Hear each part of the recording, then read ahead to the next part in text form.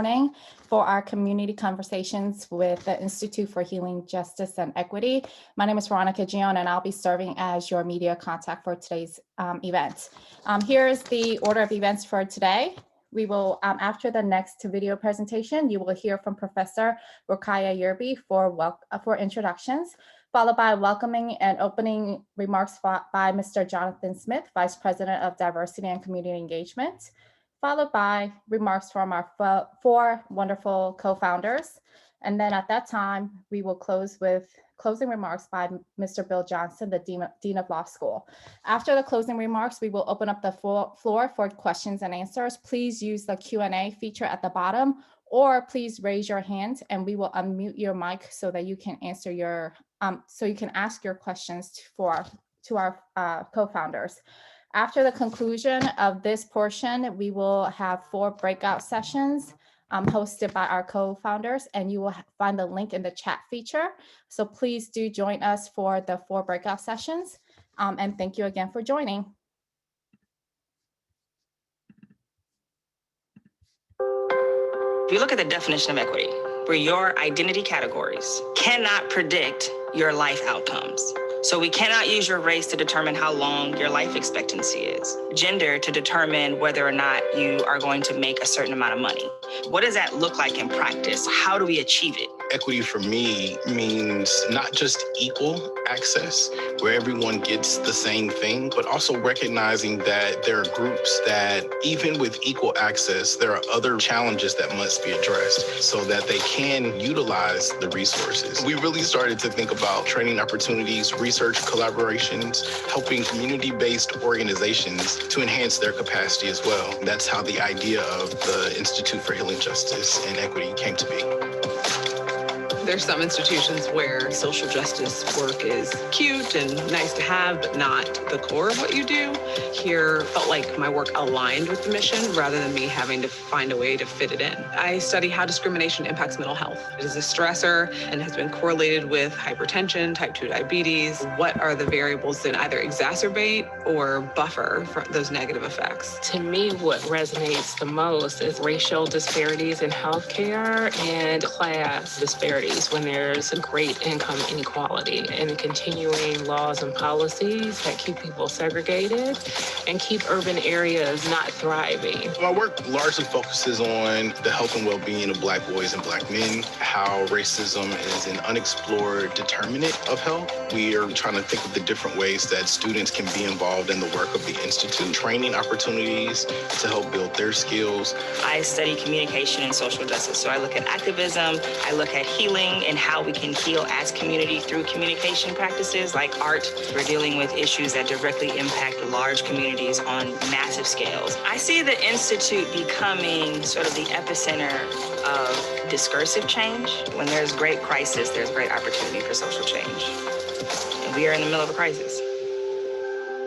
SLU is really looking to create initiatives that will be working within the community. We know that something is broken in our city, and we want to work hard to make it a great place for people to live and to thrive. Academics are absolutely not the answer, but when you leverage our research expertise with indigenous knowledge from communities, then we can come up with viable solutions together.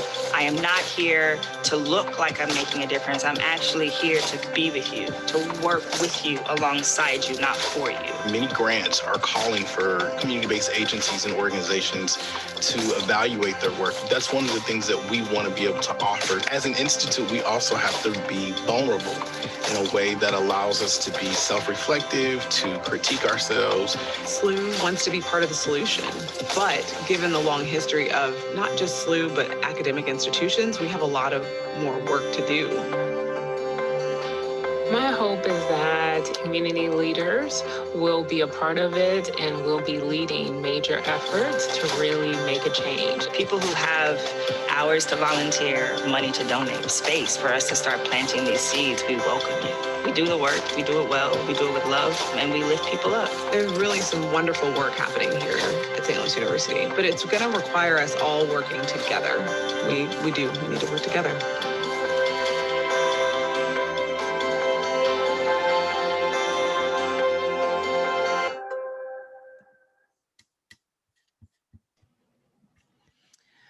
Welcome, everyone. We are so happy that you have joined with us today. We have been working together since 2018. We founded IHJ then and have been working with a number of partners, including the Robert Wood Johnson Foundation, the Missouri Foundation for Health, the CDC, NDC, the St. Louis Racial Healing Justice Fund. They have funded the work that we have been doing since 2018, and we continue to do this work and are happy to launch officially our institute to hear more about what you would like us to do and how we can partner with you, but also to present the work that we are doing. And so with that, I will turn it over to Jonathan Smith.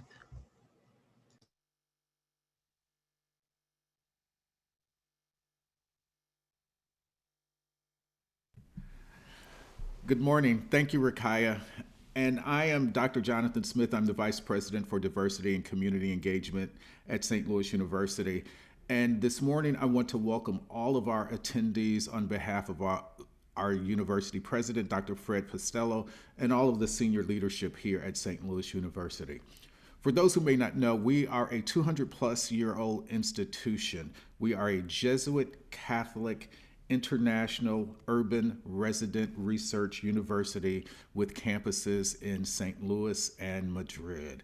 We are located, our primary campus is located in Midtown St. Louis. We're just about at the geographic center of the region.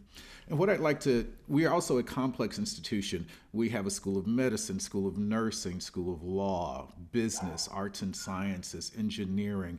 And so we are a university that is engaged in just about every kind of research and academic enterprise a university can be involved in. We have not only a teaching hospital, but our hospital that sits in the center of the city is a hospital that serves a significant portion of our underrepresented and marginalized populations in the city. And as a Jesuit Catholic university, I want to share with you two concepts that I think are two concepts that are important to Jesuit Catholic universities and that I think are particularly relevant and need to be called to attention today. The first is Cura Personalis. That concept for us means care for the whole person. It means a care for the entire being, not just the intellectual component, not just the physical component, not just the psychic or the spiritual component, but every aspect of the human personality. That is embedded in what it means to be a Jesuit Catholic university. And to care for the whole person, we have to care for the whole person not only in systemic and institutional terms, but at the very personal level. And I think as you will learn from my colleagues today, the Institute is very much a Cura Personalis Institute. The other notion that I want to call attention to today is the idea of accompaniment. And as my colleague mentioned, as Amber mentioned in that video, the idea is to be with people. The most important prepositions when it comes to accompaniment are with and in. With people and in community. We are not here, and the Institute does not work as an institute or think tank that does things for and to people, that does things without people, but an institute that works with community and in community. And this, I say these to you because I think that the Institute for Healing, Justice, and Equity is perhaps the most important manifestation of these two principles in the history of our university. Indeed, SLU has done many important things. St. Louis University has been engaged in vaccine research. St. Louis University has been engaged in theological research, scholarly research. But this institute brings us to the point where we really think about what our research, our work as an academic institution, as a research institution, means to the lives of all of us, what it means when this work is done in community with community. And the idea that the only way we can achieve healing, justice, or equitable outcomes is to do this work together. And let me frame this another way. I come out of an Afro-Protestant tradition, and one of the stories that resonates for me from growing up is the story of Esther. And there's one moment her uncle Mordecai says to her, "Esther, you are brought to this place for such a time as this." The Institute for Healing, Justice, and Equity is here for such a time as this. 2020, the year of COVID, the year in which we were reminded once again how important it is for us to deal with systemic racism and institutional racism. The year when were reminded that access to educational opportunities at every level for so many people is inequitable, and the year in which we were reminded how close to economic distress so many of us live. This is a moment when our city, our region, our nation needs healing, justice, and equity. So for just such a time as this, the Institute launches.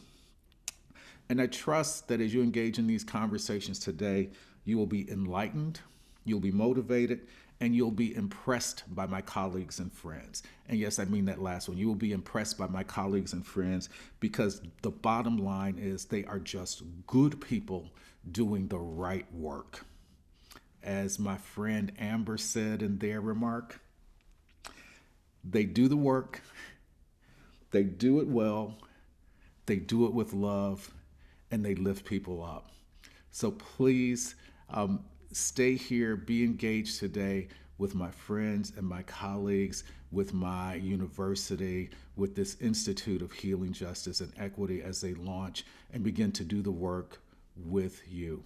Thank you for joining us, and I will turn it over now to my friend and colleague, Dr. Cura Banks. Thank you so much, Dr. Smith. I appreciate your remarks today and your support always. Thank you. So I want to share with you a little bit about how we came to be, and I want to share the mission of the Institute. So the Institute for Healing, Justice, and Equity aims to eliminate disparities caused by systemic oppression and to improve individual and community health and well-being. We're a multidisciplinary group of faculty, staff, collaborators, and partners working together through systems change and deep community partnership. We focus on building equitable communities by assessing and promoting practices that foster healing from social injustice, trauma, and oppression. So the Institute came about through St. Louis University's Big Idea competition to identify and invest in collaborative projects that would establish SLU as a leading destination for research and innovation. Dr. Amber Johnson and I, who'd both been at SLU during the Ferguson Uprising and have consulted on racial equity across the region and nationally, saw this as an opportunity to leverage the resources of the university and bring together the myriad of activities that were happening across university under one roof to collectively work to address systemic oppression as a means to contribute to the healing of communities most impacted. What we didn't know is that our colleague, Dr. Keon Gilbert, had a similar idea in the School of Public Health, or that the Professor Rakaya Yerby was being actively recruited for a similar endeavor in the law school. When we came together, the synergy was clear, and the Institute for Healing, Justice, and Equity was born. We've since grown and now have Michelle Rolfsmeyer as our program director, Crystal Lewis as our Health, Equity, and Policy Fellow, and Sharice Gibson, our biostatistician. Coming from various disciplines is a strength of our work and actually fuels the innovation. Rounds of reviews by the Research Institute, numerous community listening sessions, and dozens of grant applications have brought us to today. And we're really excited that you're here with us. I'm going to turn it over to my colleague, Dr. Keon Gilbert. Thank you so much, Cura, for chronicling the development of the Institute and how we developed our core mission as you all can imagine, coming from different disciplines requires a lot of concerted conversations and figuring out how we're going to bring this all together. As we've continued to meet over the last couple of years to develop the Institute, we realized that operationalizing this mission, we identified 4 anchors of our work that describes the work that we were already involved in and engaged in, that could also be housed within the umbrella of the Institute. Those areas are community capacity building, transformative education, policy change, and research. When we think about community capacity building, it requires a central focus that you've heard already, and that's the community. We strive to connect each piece of our work to the community or to become a resource for community agencies, organizations, and neighborhoods.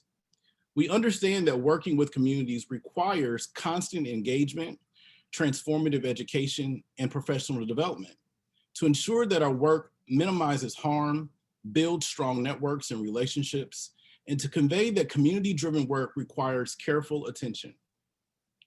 To address systemic changes caused by racism, much of our work focuses on understanding how policy negatively shapes opportunities for communities of color, low-resource communities, and other vulnerable groups.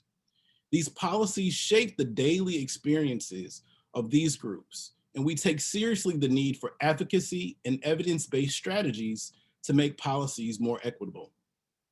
As scholars in higher education, research is key to documenting problems, but not just documenting problems, but also identifying solutions and also evaluating this work. This can lead to creating opportunities to disseminate this work of these tested solutions to other communities to help foster broader change. I'll now turn it over to my colleague, Amber Johnson, who will talk more about our values. Thank you, Dr. Gilbert. So I'm Dr. Amber Johnson. I am an associate professor of communication and social justice, founding director of the Justice Fleet, and one of the co-founders of the Institute for Healing, Justice, and Equity.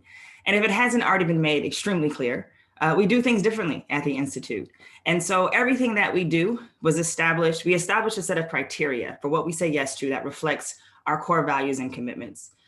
So basically, we're committed to being community informed and led, right? So this means that our initiative should always be driven by community. Everything that we've signed up for, everything that we've chosen to tackle comes directly out of those community conversations. We didn't just like sort of pull it out of our thin air, right? We also talk about accountability. So like Dr. Gilbert said in that video, we know that the Institute has caused lots of, not our Institute, we know that institutions have caused massive amounts of trauma and harm in communities of color, particularly in St. Louis and Black and Brown spaces. And so we understand that we have to always be held accountable to community to ensure that we don't reproduce any of those harms, but that we're actively attempting to heal them, which is our third one, dismantling and healing. It is not enough to just show that we have inequities in healthcare, that we have inequities in employment and housing. We already know this. How are we going to fix it? Well, we have to heal from those things. So we have to continue to point out the ways in which structures oppress our communities, but we also have to offer ways for our communities to heal, to ensure that as we create our new policies, we're not duplicating our own trauma. We also focus on transformation, not transaction. So if you can imagine, ever since George Floyd's death, tons of communities, tons of corporations, tons of organizations and institutions have started to develop diversity, equity, and inclusion modules and trainings. And a lot of them contact folks and say, come in and talk to us for 1 or 2 hours and help us fix this. Folks, if we could fix this in 1 or 2 hours, we wouldn't have an entire institute. Right? Our work cannot be transactional. It must be transformative and rooted in systemic change. And finally, community capacity building, which is something that we've all mentioned because it is at the heart of everything that we do. We know that if we leverage our resources and our expertise as researchers, then we can uplift what community folks are already doing. There is so much wisdom, knowledge, and solution-oriented thinking embedded in communities. So if they take our resources coupled with their ideas, we create lasting, sustainable, and beautiful change that is from the ground up, right? That is the pillar of humanizing equity. And so now I will turn it over to Professor Yerby, our executive director. Thank you. And so I just want to highlight the next steps. So as I mentioned, we have been working together since 2018, but I want to highlight some of our long-term projects. So one includes focusing on healing, right? Developing interventions to enhance healing justice with community to improve the mental health and integrating related knowledge and experiential learning into training programs. Two, we want to create intentional and creative spaces for people to heal and grieve, including the Justice Fleet's Grief Garden, a safe public green space that couples therapy with other healing modalities. Next slide. We are working on a multi-year project that would allow us to partner with communities to define, develop, and implement racial equity and healing justice programs regionally and nationally to address systemic racism, especially within the healthcare system, medical institutions, educational systems, and related to employment. We are implementing our models for community research health ethics that include incorporating community-based participatory research into clinical trials and expanding our work that evaluates existing initiatives to identify the short and long-term impact of services and programs funded to address stress, trauma, and resilience for youth and families. And so with that, I will stop and we're going to open it up for questions. Oh, stop. Sorry. And turn it over to Dean Bill Johnson for closing remarks.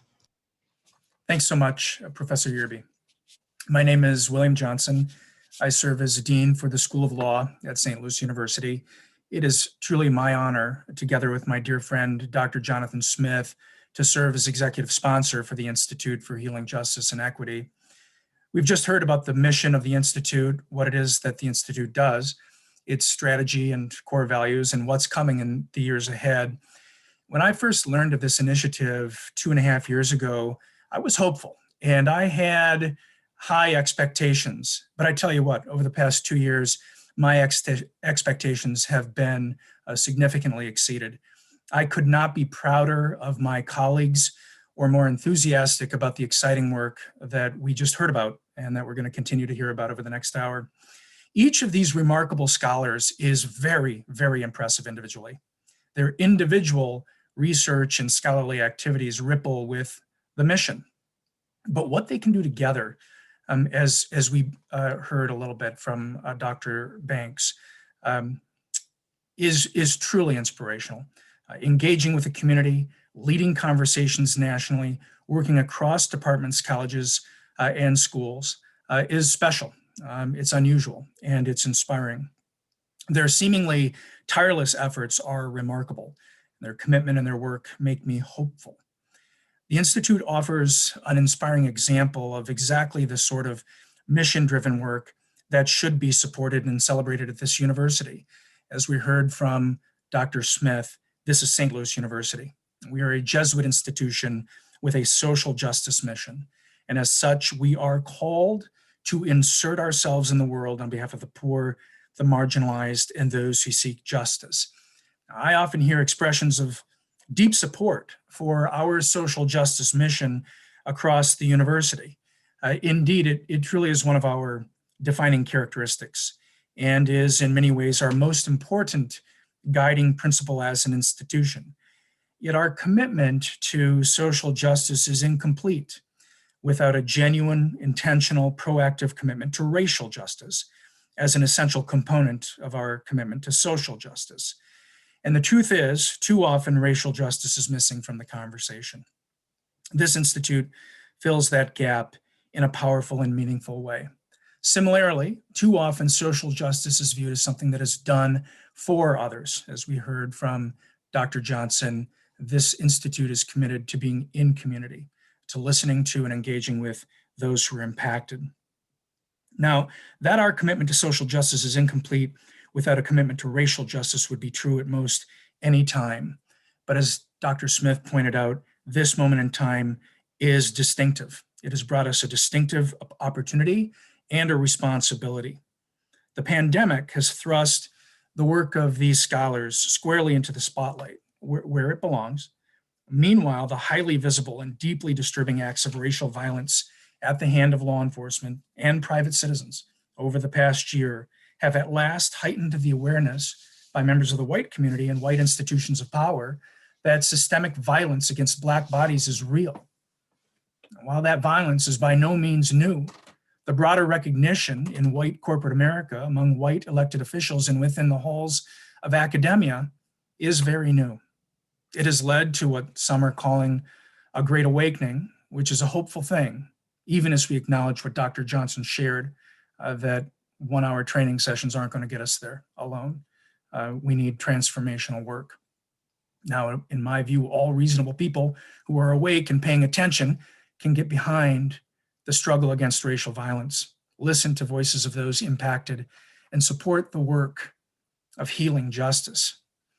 But even as I condemn systemic oppression and racial violence, I need to be honest with myself about the work that I need to do. As an institution and as a society, we should be honest about our own shortcomings. We have not done enough. We have not done enough, in my view, to thoughtfully and carefully address a climate that is not inclusive. We have not yet fully wrestled with difficult questions of racial inequity in the way that we should. That is partially a result of not listening carefully enough to the voices of those impacted. I have not done as much as I should in that regard. My friends and colleagues of the Institute are modeling in important ways the value and in critical importance of engaging, listening to, and learning from the community and those impacted by oppression. It is incumbent upon me to follow their lead, to support their work, to be honest about structural racism and racial inequity, and to seek to do something about it.